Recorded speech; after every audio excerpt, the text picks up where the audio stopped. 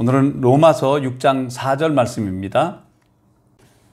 그러므로 우리가 그의 죽으심과 합하여 세례를 받음으로 그와 함께 장사되었나니 이는 아버지의 영광으로 말미암아 그리스도를 죽은 자 가운데서 살리심과 같이 우리로 또한 새 생명 가운데서 행하게 하려 함이니라. 아멘. 제게 있어서 잊지 못하는 세례식이 있습니다.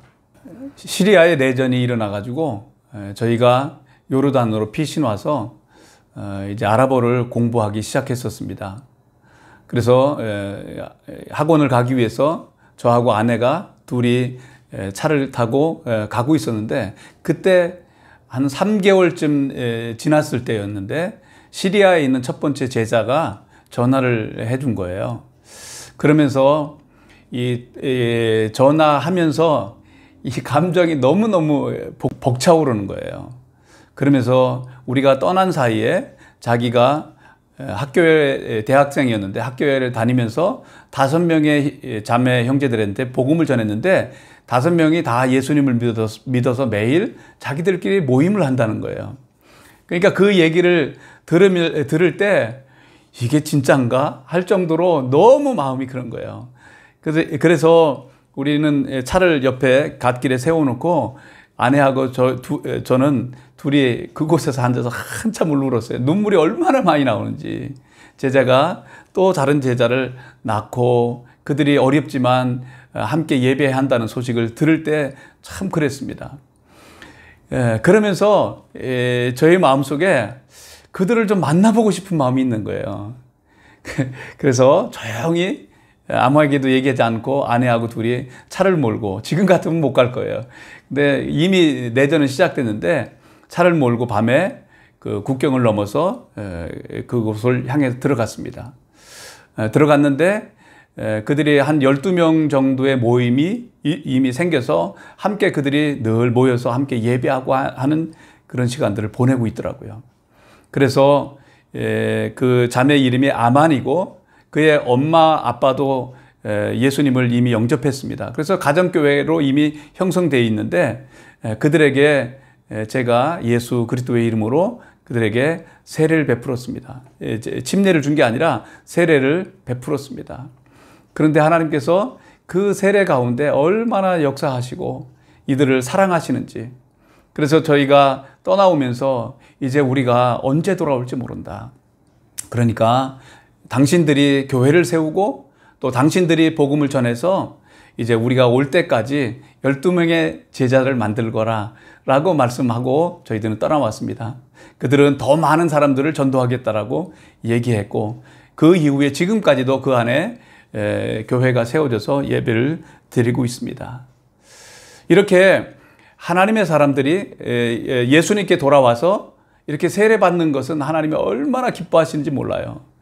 그때는 천국에서 마치 잔치를 베푸는 것처럼 하나님이 기뻐하신다고 하는 사실을 세례를 베풀 때마다 늘 경험하는 것 같습니다. 세례는, 이 세례식은 그냥 종교적인 요식 행위가 아닌 거예요.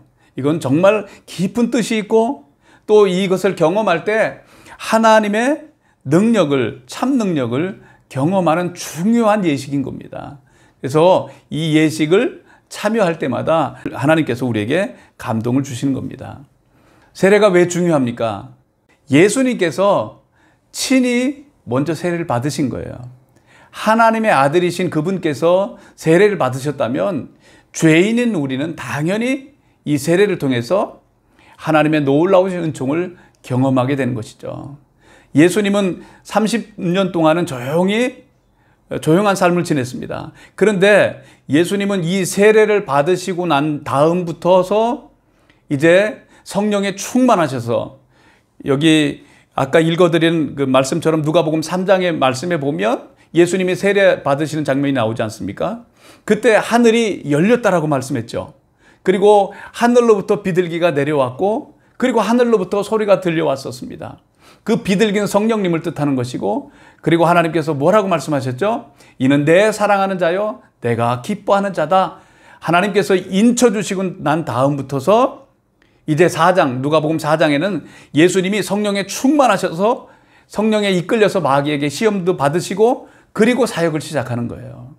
다시 말하면 세례를 통해서 하나님의 믿음의 공동체 안에 들어와서 이제 한 지체의 역할을 하나님의 나라의 일을 감당하는 그런 시간들이 바로 이 세례가 그런 출발점을 주는 거예요. 그래서 예수님은 세례를 받으시기 위해서 어디로부터 오셨죠?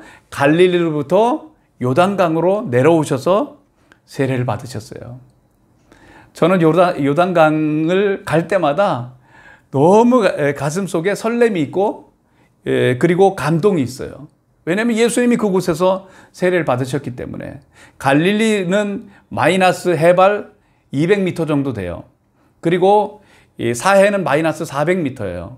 세계에서 가장 낮은 강, 그 요단강에 오셔서 예수님께서 세례를 받으셨단 말이죠. 그럴 때 이렇게 하늘이 열리는, 그동안에 하늘이 닫혔다고 한다면, 죄로 말미암아 하나님과 나와의 관계가 닫혔다면 이제 예수 그리스도로 말미암아서 이 하늘이 열리는 놀라운 사건이고, 그리고 세례를 받을 때 성령의 충만함을 경험하는 겁니다. 그리고 일어날 때는 주님께서 인쳐주시는 거예요. 너는 이는 내 사랑하는 자요 내가 기뻐하는 자라. 세빈 형제가 세례를 받았습니다. 주님께서 너는 내가 사랑하는 자야. 내가 너를 기뻐한다. 이제는 나와 함께 하나님의 나라를 위해서 살아가자. 하나님의 교회 공동체의 지체가 돼서 영광스럽게 살아가자라고 주님이 말씀해 주시고 인쳐 주신 사건이 바로 세례라는 거예요. 제가 아주 오래된 얘기지만 전라도 여천에서 시골 교회에서 개척교회를 한 적이 있었습니다. 한 7년 사역을 했는데요. 근데 어느 해에는 세례식을 했어요.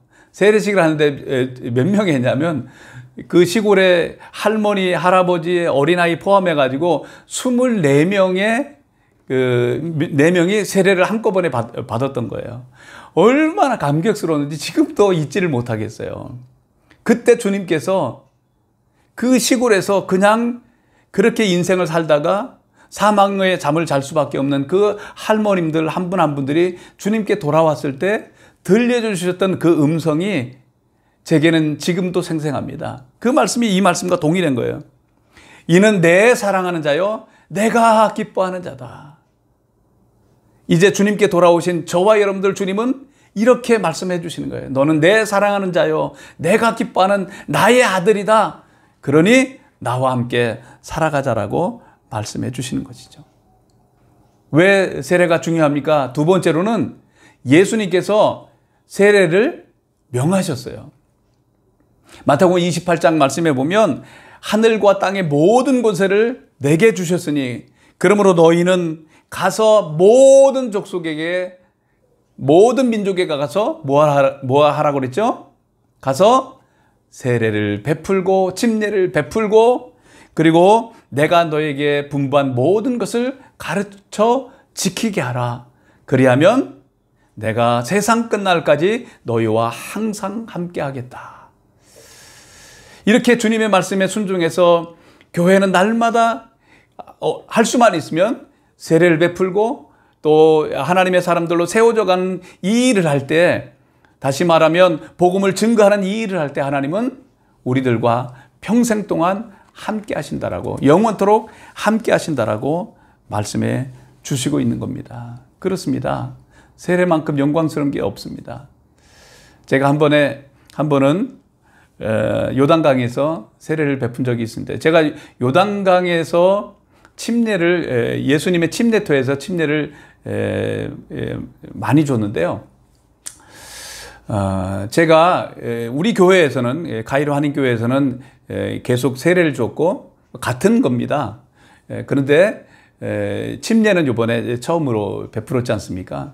근데 할 수만 있으면 저도 침례를 베풀려고 해요. 왜냐하면 침례를 베풀 때 훨씬 더 감동과 또 예수님도 그렇게 하셨기 때문에 우리도 그렇게 하면 훨씬 더 좋다는 것을 경험하게 되기 때문에 그렇게 하는 겁니다. 한 경찰 자매인데, 요르단 자매인데, 무슬림 자매죠. 그 자매가 예수님을 믿게 됐고, 예수님을 믿을 때 귀신이 떠나갔고, 엄청난 진동 속에 그 귀신이 떠나가고 예수님 영접했습니다. 한 3년쯤 지났을 때 이가 드디어 마침내 이제 이 자매를, 루미라라고 하는 이 자매를 예수님의 침례를 받으신, 세례를 받으신 그 예수님의 침례터에 가서 세례를 주는데 얼마나 하나님이 기뻐하시던지요. 그렇습니다. 이 침례는, 세례는 예수님께서 친히 제정하신 거예요. 교회에 두 가지 표지가 있어요. 두 가지가 늘 중요한 것이 있는데, 그것은 하나는 친히 예수님이 세우신 것인데, 그거는 성찬 예식인 거예요. 성찬 예식에 늘 참여할 수 있는 영광이 우리에게 주어진 겁니다. 예수님 오실 때까지 우리는 성찬 예식 해야 돼요.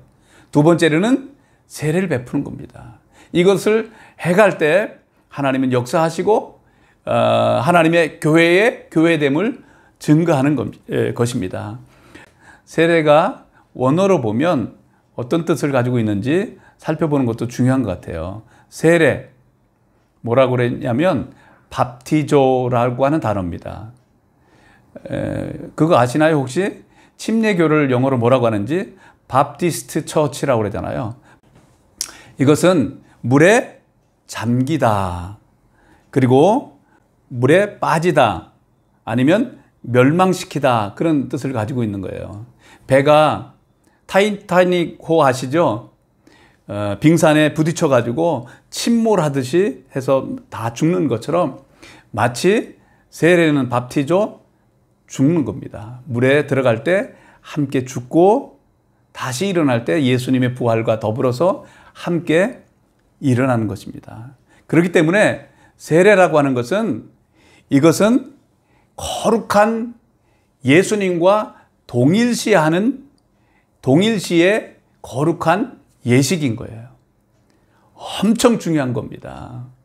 그래서 할 수만 있으면 매년 이 세례 받는 자들이 많은 것은 하나님의 축복인 겁니다. 그래서 사도 바울 선생님은 사도 바울 서신을 보면 그리스도와 함께, 위드라고 하는 이 전치사를 사용하는 것을 통해서 예수님께서, 그리스도께서 하신 일들을 완전히 자기와 동일시하고 있어요.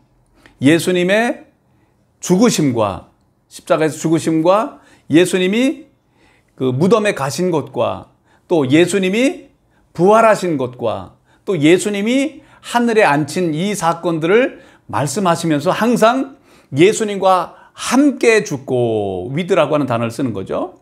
그리고 예수님과 함께 무덤에 가고, 그리고 예수님과 함께 일으킴을 받아서 부활하고, 예수님과 함께 하늘 보좌에 앉아서 거기서부터 태어나서 이 땅에 우리는 보냄받아 온 하나님의 영광스러운 자녀인 것을 말씀해 주시는 거예요.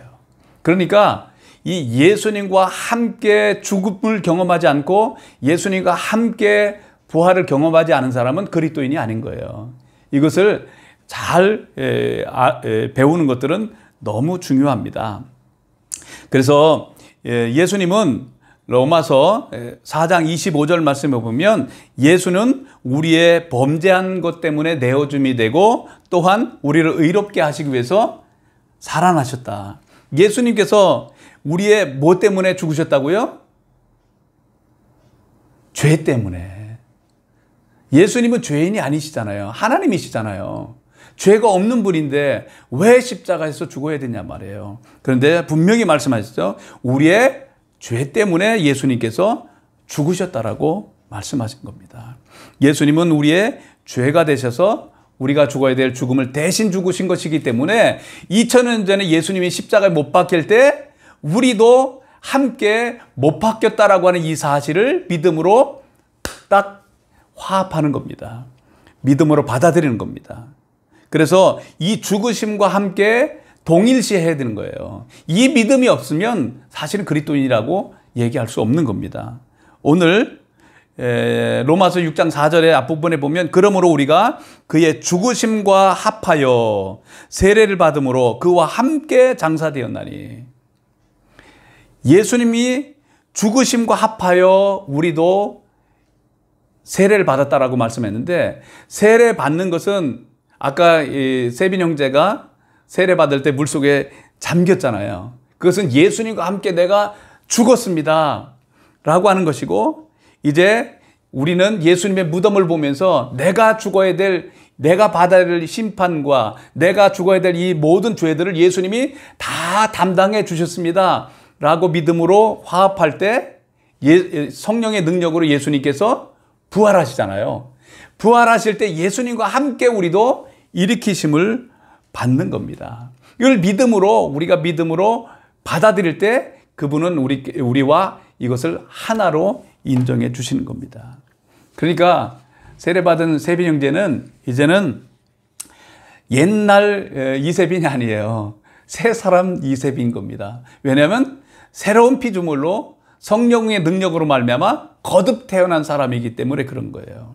그래서 이제 옛날 이세빈을 찾으면 여러분들 못 만날 겁니다. 다시 볼 때는 영광스러운 모습으로 만나게 될 줄로 믿습니다. 죽으심과 함께 동일시 함께 했습니까? 믿음으로 예수님이 나를 위해서 죽으신 거구나. 내 죄 때문에 죽은 것이기 때문에 저 십자가는 나의 십자가구나 하고 믿음으로 받아들이셔야 되는 거예요. 아멘. 그러면 그러할 때 예수님과 함께 부활할 수 있는 영광이 있는 겁니다.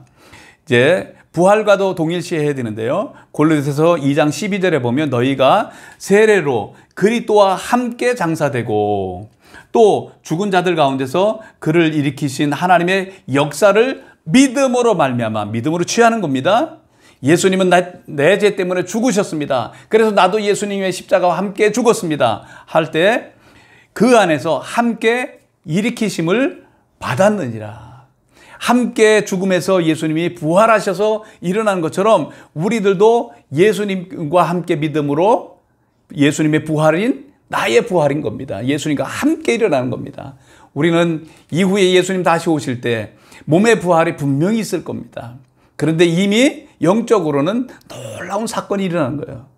물속에 들어갔다가 다시 일어나는 그 순간에 예수 생명으로 다시 일어나는 겁니다. 그래서 하나님의 생명으로 다시 일어나서 우리는 의로운 자, 거룩한 자가 돼서 새로운 피조물로 새롭게 거듭난 겁니다. 육체는 똑같아요. 이세빈 형제 와서 보세요. 똑같아요. 그렇지만 그 속사람은 하나님의 빛으로 충만해졌고 예수님이 그의 형제 안에 들어와 주셔서 새로운 삶을 살게 하시는 겁니다. 그래서 새롭게 거듭나는 인생을 새 생명 가운데 행하게 하려 합니다. 예수님으로 말미암아 이제 예수 생명으로 살아가는 겁니다. 이런 놀라운 존재가 된 겁니다. 이전 생명은, 옛 생명은 십자가로 죽었습니다. 이제 예수님과 함께 나는 일었습니다. 그럴 때 예수 생명으로 새로운 존재로 살아가는, 그것이 바로 예수 사람들이라는 겁니다. 이것을 바울이 더 아주 극적으로 표현한 것이 있는데요. 갈라디아서 2장 20절 말씀 여러분들 다 잘 아시죠? 다 같이 한번 외워보실까요? 시작. 내가 그리스도와 함께 십자가에 못 박혀 죽었나니 그런즉 이제는 내가 산 것이 아니라 내 안에 누가 사신다? 그리스도께서 사신 것이라. 이제 내가 육체 가운데 사는 것은 나를 사랑하사 나를 위하여 자기 자신을 버리신 하나님의 아들을 믿는, 무엇으로 산다? 믿음으로 사는 것이다. 내가 그리스도와 함께 십자가에 못 박혀 죽었다라고 말씀했습니다. 이런 경험이 있습니까? 사도 바울이 언제 십자가에 못 박혀 죽었습니까? 안 죽었어요. 이건 갈라디아서 성도들에게 하신 말씀이잖아요. 갈라디아서가 쓰여진 연도가 AD 한 50년쯤 됩니다. 그러면 예수님은 언제 죽으셨죠? AD 34년쯤 돼서 예수님이 십자가에 죽으셨어요. 그런데 예수님이 죽었는데 15년쯤 지나서 그가 복음을 깨닫고 보니까 내가 그리스도와 함께 십자가에 못 박혀 죽었다는 거예요. 죽긴 예수님이 죽었는데 당신이 언제 죽었냐고요. 자기는 죽지 않았어요. 십자가에 죽지 않았어요. 그런데 내가 예수님과 함께 십자가에 못 박혀 죽었다 이렇게 선언을 하는 거예요. 왜 그래요? 예수님이 십자가에서 2000년 전에 죽으실 때는 예수님 죄 때문에 죽은 게 아니에요. 저와 여러분들의 죄를 지시고 예수님이 십자가에서 죽으신 것이기 때문에 그것은 예수님이 죽은 게 아니라 예수님과 함께 나도 죽은 거예요. 예수님은 죄가 되셔서 죄가 없으신 분이신데 고린도후서 5장 21절 말씀해 보면 그분은 죄가 없으신 분인데 그분 자신이 죄가 되셔서 그가 대신 죽으심으로 우리를 의롭게 하시기 위해서 예수님께서 죽으셨다라고 말씀하시는 거예요. 그러니까 내가 죽어야 될 죽음을 예수님이 십자가에서 죽으시고 내가 죄로 말미암아 죽어야 될 사망을 경험해야 되는데 예수님이 대신 경험해 주셔서 그 보혈의 피를 믿는 자들마다 우리들도 예수님과 함께 부활해서 이제 예수 생명으로 새롭게 살아가는 겁니다. 내가 그리스도와 함께 십자가에 못 박혀 죽었습니다. 이걸 믿음으로 고백해야 예수 사람인 겁니다. 한번 따라서 하겠습니다. 내가 자기 이름을 넣어서 창원이가 그리스도와 함께 십자가에 못 박혀 죽었습니다. 이창호는 예수님과 함께 십자가에 못 박혀 죽었습니다. 이걸 믿음으로 고백하셔야 되는 겁니다. 이 믿음으로 살아가는 사람들이 예수 사람인 겁니다. 내가 죽을 때 예수님이 부활하심으로 그 부활하신 주님은 성령님으로 우리 안에 들어오신대요. 그래서 이렇게 말씀하잖아요. 그런즉 이제 내가 산 것이 아니라 내 안에 누가 사신다? 오직 내 안에 그리스도께서 사신다. 할렐루야. 나는 죽었습니다. 십자가에 죽었습니다. 예수 생명으로 거듭났습니다. 그런데 성령님으로 우리 안에 예수님이 사신다는 거예요. 우린 대단한 것이에요. 하나님이 죄인에게는 죄 가운데서는 들어올 수 없어요. 거룩한 분이기 때문에. 씻음 받은 예수 생명으로 거듭난 사람들 안에만 하나님이 임재할 수가 있는 겁니다. 하늘에 계신 그 하나님이, 그 지성소에 계신 그 하나님이 예수 그리스도를 믿는 자들에게 예수 그리스도의 보혈로 우리가 죄 씻음 받고 용서받고 예수 생명으로 거듭난 그 마음 가운데 예수님이 우리 안에 들어오신다는 거예요. 내 안에 예수님이 사신다. 이것만큼 영광스러운 게 어디 있습니까? 그 주님을 모시고 살아가 보십시오. 우리 삶이 달라집니다. 그러면서 이렇게 말씀하는 겁니다. 이제 내가 육체 가운데 사는 것은 나를 사랑하사 나를 위하여 자기 자신을 버리신 예수님이 어떻게 죽으신 거예요? 나를 사랑하사 나를 위해서, 여러분들을 위해서, 이름은 한 사람 한 사람이에요. 여기 바울을 말하고 있지만 하나님이 창원이를 사랑하사 나 때문에 예수님이 자기 자신을 버리셨다라고 말씀했습니다. 그리고 버리신 하나님의 아들을 믿는 믿음으로 사는 것이라. 할렐루야. 그렇습니다. 예수님과 함께 나는 죽었습니다. 예수님과 함께 나는 부활했습니다. 나는 예수님과 함께 일으키심을 받아서 예수님과 함께 하늘 보좌에 앉았습니다. 라고 고백하는 사람이 예수 사람들인 겁니다. 이런 고백을 다 할 수 있게 되길 주님의 이름으로 축원합니다. 에베소서 2장 말씀에서는 사도 바울이 이렇게 말씀하세요. 5절 6절에서 허물로 죽은 우리를 그리스도와 함께 살리셨고, 할렐루야, 살리실 것이가 아니에요. 예수님과 함께 이미 살리셨다라고 말씀합니다. 그리스도와 함께 너희는 은혜로 구원을 받은 것이라. 또 함께 일으키사 그리스도 예수 안에서 함께 하늘에 앉았다라고 말씀하신 거예요. 이게 실상이에요. 내 육체로 여러분들이 잘 새 피조물이라는 걸 잘 못 느껴서 그렇지만 예수 믿는 순간에 예수 생명으로 거듭났기 때문에 우리는 새로운 피조물로 새롭게 지음받은 이전 종족이 아니에요. 이전 사람이 아닌 겁니다. 새롭게 거듭난 하나님의 사람들인 겁니다.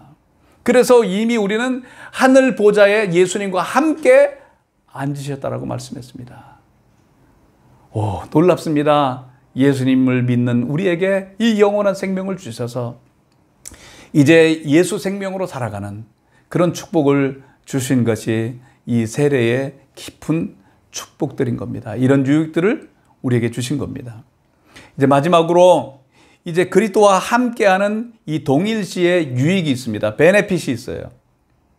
이 주님과 함께 동일시하는 믿음을 가지고 살아갈 때 주시는 축복들이 너무 많아요. 첫 번째로 따라서 하겠습니다. 그리스도 안에 in Christ, 예수님 안에 거하는 놀라운 축복을 주신 겁니다. 누구든지 그리스도 안에 있으면 새로운 피조물이라. 이전 것은 지나갔으니 보라 어떻게 됐다고요? 새로운 피조물이라. 이건 하나님의 선언이에요. 하나님이 예수님 안에 돌아온 예수 믿는 자들에게 누구든지, 그 사람이 히브리인이든지 그 사람이 헬라인이든지 그 사람이 공부를 했든지 그 사람이 배운 것이 없든지 그 사람이 어리든지 그 사람이 아니면 큰 사람이든지 누구든지 그리스도 안에 있으면, 누구 안에 있으면? 예수님 안에 있으면 새로운 피조물이라. 할렐루야. 예수님 안에 들어왔습니까? 예수님 믿습니까? 그러면 저와 여러분들은 새로운 피조물인 겁니다. 이 믿음을 가지고 살아가야 돼요. 그러니까 용서받은 죄인, 성경에도 없는 이런 말을 하면 안 되는 거예요. 성경적인 게 아니에요. 무슨 용서받았고 죄 씻음 받았으면 의인이고 또 성도이고 거룩한 사람이지 용서받은 죄인이 어디 있습니까? 우리가 나를 볼 때 연약한 부분이 있으니까 그렇게 느끼는 거예요. 주님은 너는 내 아들이다. 내가 사랑하는 나의 자녀다. 주님은 그렇게 말씀해 주신 겁니다. 너희는 하나님께로부터 나서 어디에 있어요? 그리스도 예수 안에 있고, 예수는 하나님께로부터 와서 우리에게 지혜와 의로움과 구속함과 구원함을 주셨다라고 말씀하고 있는 겁니다. 우리가 예수님 안에 있으면 오늘도 주님은 우리를 보실 때 하나님의 사랑 안에서 예수님을 보시면서 우리를 보세요. 그래서 너는 의로운 내 자녀야. 이제 너는 나의 영원한 신부야. 주님은 그렇게 말씀해 주시는 겁니다. 그리스도 안에 있으면, 그 안에는 어디예요? 예수님 안에 있으면 지혜와 지식의 모든 보화가 가득 감춰져 있다라고 골로새서 2장 3절에 말씀하고 있어요. 어디요? 예수님 안에. 예수님 안에 가보세요. 내 안에 거하라. 주님 안에 가서 그분과 하나 될 때 그분의 의로우심이 우리 안에 증거된 겁니다. 예수님과 하나 됐습니다. 주님은 우리 안에 거해 주시고 나는 주님 안에 거하면 그 의로우신 분과 거룩하신 분과 하나 되어 살아가기 때문에 우리가 의로운 자인 겁니다. 우리는 거룩한 자가 되는 겁니다. 예수 생명이 예수님으로부터 흘러나와서 우리는 열매 맺는 삶을, 의로운 삶을 그때부터 살게 되는 겁니다. 예수님 안을 발견하면 승리하는 삶을 삽니다. 한 번은 제가 명지대 학교 교목실에서 간사로 일할 때가 있었는데 그때 학생들을 데리고 한 7, 80명의 학생들을 데리고 수련을 갔어요. 그 수련을 갔을 때 주님이 이 그리스도 안이라고 하는 걸 깨닫게 해주셨어요. 저를 자유케 한 그날인 거예요. 저는 그날을 얼마나 울었는지 몰라요. 인생 가운데 그렇게 운 적이 없습니다. 울어도 학생들은 집회를 마치고 다 방에 들어가서 다 잠자고 있는데 저는 혼자서 남아가지고 인도회 간 저는 혼자서 울고 또 울었습니다. 로마서 7장에서 오호라 나는 곤고한 사람이로다. 너무 고통스러운 거예요. 바르게 살아보려고 해도 안 되고 의롭게 살아보려고 해도 안 되고 예수 사람으로 살아보려고 해도 안 되는 거예요. 선을 행하면 행할수록 나는 죄인으로 드러나는 내 자신을 보는 거예요. 겉으로 볼 때는 사람들한테 막 이렇게 살면 안 됩니다. 교회가 썩었습니다. 목사님들이 썩었습니다. 말하는데 나는 더 썩어 있는 내 자신을 볼 때 너무 괴로웠습니다. 그런데 이렇게 말씀해 주시는 거예요. 로마서 8장 1절에서 그러므로 그리스도 예수 안에 있는 자에게는 결코 정죄함이 없다. 그 주님 안을 밝게. 그러므로 그리스도 예수 안에 있는 자, in Christ, 예수님 안에 있는 자는 내가 죄인이다라고 말하지 않는다는 겁니다. 나는 세상에 속해 있고 죄 가운데 있었는데 주님은 예수님 안으로 나를 불러주신 겁니다. 예수님 안에 있는 나에게는 이제 결코 정죄함이 없다. 주님 말씀하시면서 그리스도 안에 있는 그리스도 안에는 성령의 생명의 법이 죄와 사망의 법에서 너를 자유케 했다. 이렇게 말씀하신 거예요. 해방시켰다 말씀하세요. 그리스도 안에 가니까 성령의 생명의 법이 죄를 이기게 하고 예수님 안에 거하니까 성령님이 오셔서 죄를 이기게 하고 나를 죄의 그 묶인 그 모든 묶임으로서 자유케 해주시고 죄를 이기는 능력이 예수님 안에 있는 거예요. 그러니까 자기를 붙들지 말고 연약한 자기를 붙들지 말고 아기같이 예수님 안에 거하십시오. 그리고 예수님을 붙들어 보십시오. 성령님이 날마다 역사해 주셔서 그렇게 끊으려고 했던 그 죄악들이 하나하나 끊어지는 거예요. 내가 끊어보려고 노력해 보세요. 우리 젊은이들 오락 좋아하죠? 게임 좋아하죠? 마음대로 끊어보려고 하는데 안 되죠? 안 해보고 싶은데, 거짓말 안 하고 싶은데 잘 안 되죠? 그건 스스로 잘 안 되는 거예요. 근데 예수님 안에 가면 생명의 성령의 법이, 성령님이 오셔서 죄를 이기게 하고, 그리고 그 모든 묶임으로부터 자유케 해줘서 우리로 하여금 풍성한 삶을 살게 해주신 겁니다. 예수님 안에 거하십시오. 그러면 주님이 성령님으로 말미암아 이기게 해주시는 겁니다. 자기 자신을 부인하고 예수님께 속해 주십시오. 속해 보십시오. 나를 죽여야 돼, 나를 죽여야 돼, 매일 죽여보십시오. 안 죽습니다. 내가 그리스도와 함께 죽었음을 믿음으로 고백하고 건너와서 예수님이 내 안에 삽니다. 그 주님 안에 거셔서 한 걸음 한 걸음 살아보십시오. 그러면 이기는 삶이 넘칠 줄로 믿습니다. 그리고 두 번째로는 이제 주님과 함께 살아가는 동일시의 유익이 있는데요. 베네핏이 있는데요. 주님과 함께 살아가는 영광이 있습니다. 주님과 함께 이 풍성한 삶이 있습니다. 로마서 8장 17절 자녀이면 또한 상속자 곧 하나님의 상속자에 그리스도와 함께한 상속자니. 예수님을 믿는 것만도 영광인데 하나님의 자녀만 된 것도 영광인데, 여기 보니까 그리스도가 가지고 있는 그 상속권, 맏아들이 가지고 있는 그 상속권이 우리 예수 믿는 우리 모두에게 예수님과 함께 주어졌다는 겁니다. 이 엄청난 풍성함이 우리 안에 있는 겁니다. 누구와 함께? 예수님과 함께하는 이 풍성함이 있는 겁니다. 요즘 한국은